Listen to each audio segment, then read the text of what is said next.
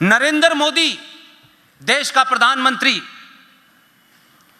भगवान राम के मंदिर की नींव रखता है, दंडवत प्रणाम करता है। यह हिंदू धर्म है।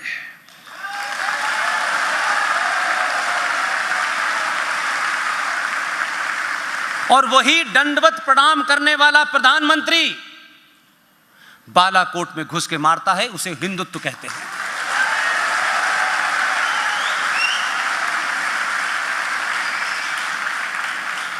इसलिए बहुत एकेडमिक नौटंकी मत करो, साफ शब्दों में बात करें, बगैर लात लपेट के करें।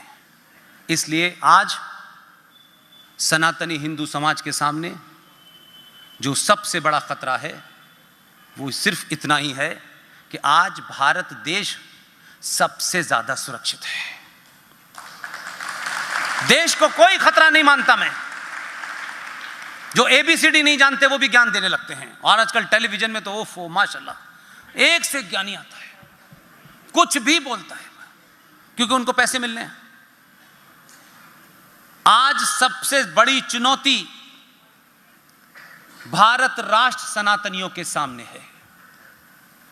यह राष्ट्र असुरक्षित है, देश सुरक्षित है, समझने की कोशिश कीजिए। जो लोग आपको आचार्य चाणक्य से जानते हैं, उन्होंने आपको एक ही बात बताई सुबह से लेकर शाम तक। उन इतिहासकारों ने कहा जो जीता सिकंदर, यह नहीं बताया कि जिसने सिकंदर को जीता वो चंद्रगुप्त, वो नहीं बताया आपको। आपके अंदर कुंठा है, सिकंदर सिकंदर सिकंदर। इसी तरीके के नैरेटिव चलाए गए हैं, और जो बदलाव आप में हो रहा है, बुजुर्गों में हो रहा है, संगठनों में हो रहा है, लोगों को अपनी लाइन बदलनी पड़ रही है। आप अपना टाइम वेस्ट करते किसी को बदलने के लिए, किसी की आइडियोलॉजी को। आपने टाइम वेस्ट नहीं किया। मैंने इसीलिए आपसे कहा जिस दिन आप बदल जाएंगे वो 5 वक्त की चिल्लाना बंद कर देंगे। बदलिए तो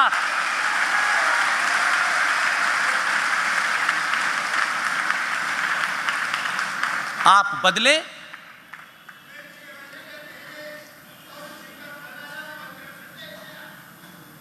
इसलिए हर बात पे सोते सोते उठ के ये मत कहा करिए कि पेट्रोल के पैसे बढ़ गए, प्याज के पैसे बढ़ गए, सरकार इस पे कानून क्यों नहीं बना रही, उस पे कानून क्यों नहीं। कानूनों से देश चलता है, राष्ट्र नहीं चलता।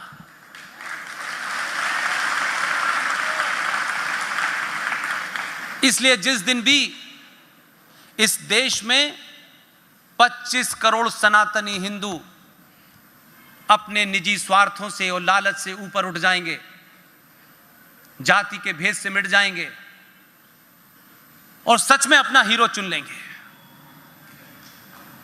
तो एक नहीं करोड़ों अमित शाह और मोदी पैदा हो जाएंगे। ये कोई नाम व्यक्ति नहीं है, ये सिंबल के तौर पे कह रहा हूं। और हमारा समाज ब्राह्मण, ठाकुर, थोड़ी देर के लिए पूछता हूं मैं कि जो सामने है, जिसके हम दिन रात पढ़ते हैं, हम उसको भी सही तरह शायद बता नहीं पा रहे।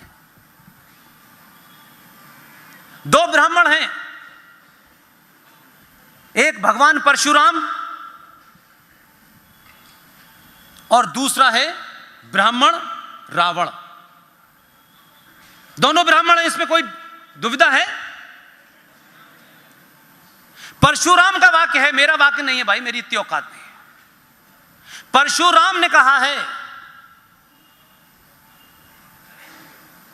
आदमी जन्म से शूद्र होता है, कर्म से ब्राह्मण ठाकुर बनता है। और इस बात को मैं तथ्यों पे लूं तो रावण भी ब्राह्मण है और परशुराम भी ब्राह्मण है। एक का कर्म उसे चौराहे पे जलाता है, दूसरे का कर्म उसे मंदिर में पूजता है। दोनों ब्राह्मण हैं।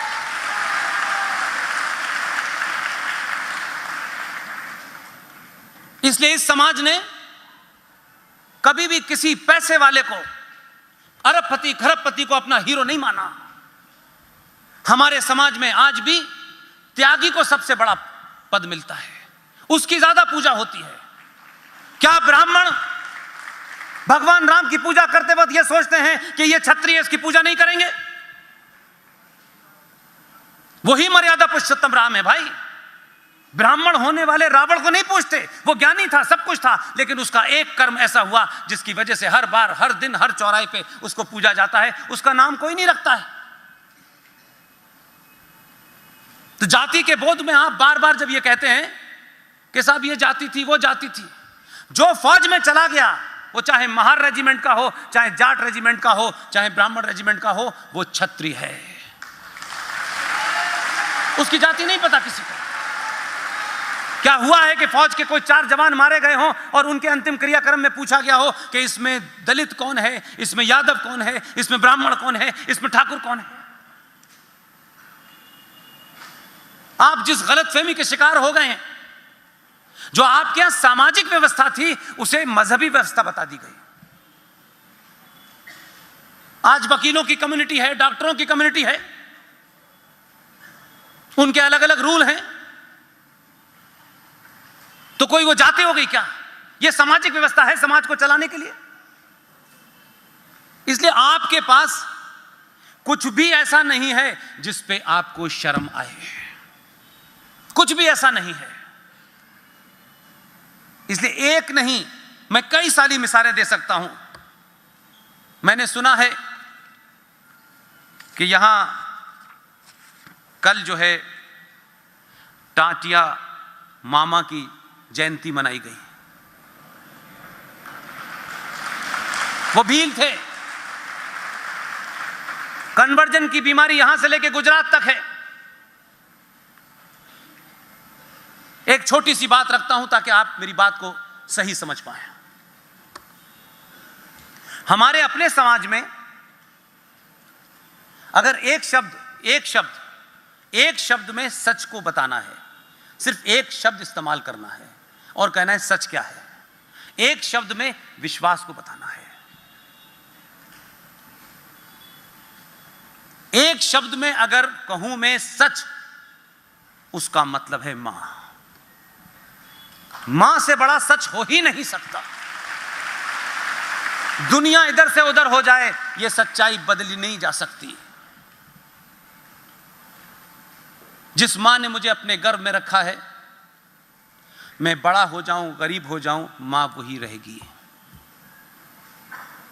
जिस मां ने मुझे पैदा किया है, चंद महीनों बाद, 2 साल बाद, 3 साल बाद, 4 साल बाद, जब मेरी थोड़ी आंखें खुलने लगे और शायद मैं कुछ समझने लगूं, वो मां जिसकी तरफ इशारा करके कह देती है ये तेरा बाप है, उससे सर्टिफिकेट नहीं मांगता मैं।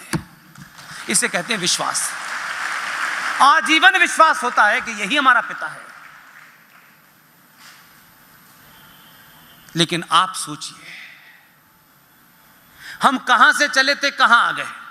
क्योंकि हमारे यहां इंस्टीट्यूशन ऑफ मैरिज है, इस्लाम में इंस्टीट्यूशन ऑफ मैरिज है, और वो जो आए थे अंकल सैम, उनके इंस्टीट्यूशन ऑफ मैरिज नहीं था, उनके यहां नहीं था यूरोप में। मैं आज के यूरोप की बात नहीं कर रहा, आज तो यहां से बहुत सारी चुरा के चीजें ले गए हैं, अब वापस आ रही हैं। हमारे इंस्टीट्यूशन ऑफ मैरिज में 7 फेरे 7 जन्मों का संबंध है। हमारे किसी लिटरेचर में, जिस दिन मिल जाए मुझे बताइएगा, हजारों साल के लिटरेचर में हमारे यहां तलाक का शब्द था ही नहीं, क्योंकि हमारे यहां तलाक का कंसेप्ट ही नहीं था। डाइवोर्स वर्ड था ही नहीं आपके यहां। लेकिन इस्लाम में marriage is a contract between 2 people.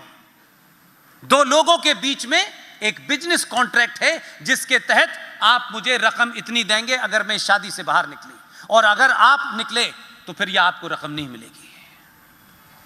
Total business, साफ कहते हैं, इसमें कोई छुपाने की बात नहीं। लेकिन जिनके यहां इंस्टीट्यूशन ऑफ मैरिज नहीं था, उनकी बात सुनाता हूं, जिससे मैं, जो हमारे इतने बड़े क्रांतिकारी आदिवासी भील थे, उससे एक चीज जोड़ने के लिए मैंने ये आपको सुनाई कहानी। यूरोप में शादी का कंसेप्ट नहीं था। वो ये मानते थे कि एक पुरुष और एक महिला के बीच में अगर वो मिलते हैं तो वो किसी सुख प्राप्ति के लिए मिलते हैं, और इस सुख प्राप्ति में अगर कोई बालक पैदा हो जाए तो वो उस सुख की प्राप्ति को कम करता है, उस सुख में बाधा बनता है। इसलिए मैरिज ऑफ कंसेप्ट नहीं था, और उनसे उत्पन्न होने वाली संतानें, जिन्हें आप जायज कह सकते हैं, नाजायज कह सकते हैं, लावारिस कह सकते हैं, वो संतानें कहां जाती थी? वो संतानें एक बड़े से हॉल में, उस हॉल के बाहर छोटे छोटे पालने रख दिए जाते थे। रात के अंधेरे में वो लोग जो ये मानते हैं कि शादी के बगैर जो सुख पाने की प्रक्रिया में अगर कोई बालक पैदा हो गया है, उसको चुपचाप से उस पालने में जाकर रख के आ जाते थे। और उस हॉल की व्यवस्था के लिए आप पाखंड देखिए, उस हॉल को चलाने के लिए स्टेट यानी राज्य पैसा देता था। और वहां एक हमारी परंपरा में हमारी बहन की शादी होती है तो वो किसी की पत्नी बनती है, किसी की भाभी बनती है। हमारी परंपरा में जब वो बहन प्रेग्नेंट होती है, जब किसी बालक को जन्म देती है, तब वो मां बनती है, तब वो पुरुष पिता बनता है। उस पिता के दायित्व क्या हैं, उस मां के दायित्व क्या हैं, सब कुछ साफ साफ है। लेकिन हम जिन परंपराओं ने हमारे ऊपर राज किया, उस परंपरा के लोगों ने क्या पाखंड है, और आज हम अपने घर के अंदर इस पाखंड पे बात नहीं करते। हमने खुद अपनी नस्लों को मूर्ख बनाया है, अपने स्वार्थ के लिए बनाया है, समाज में अच्छा दिखने के लिए बनाया है। एक महिला शादी करने के बाद किसी की पत्नी बनती है और किसी बच्चे को जन्म देने के बाद मां बनती है, जिसे अंग्रेजी में मदर कहते हैं, जैसे उर्दू में अम्मी कहते हैं। वो यूरोप की पूरी परिकल्पना उस हॉल को चलाने के लिए एक बिन ब्याही लड़की और एक बिन ब्याहा मर्द, एक मदर है और एक फादर है। और उस व्यवस्था को चलाने वाले लोगों को उस दौर में कॉन्वेंट कहा जाता था। उन नाजायज बच्चों को पालने की जगह उनको मदर का फील हो, तो जिस लड़की ने शादी नहीं की, जो कभी मां नहीं बनी, उसे मदर कहा जा रहा है, और जिन साहब ने कभी शादी नहीं की, कभी बच्चे को जन्म नहीं दिया, वो फादर है।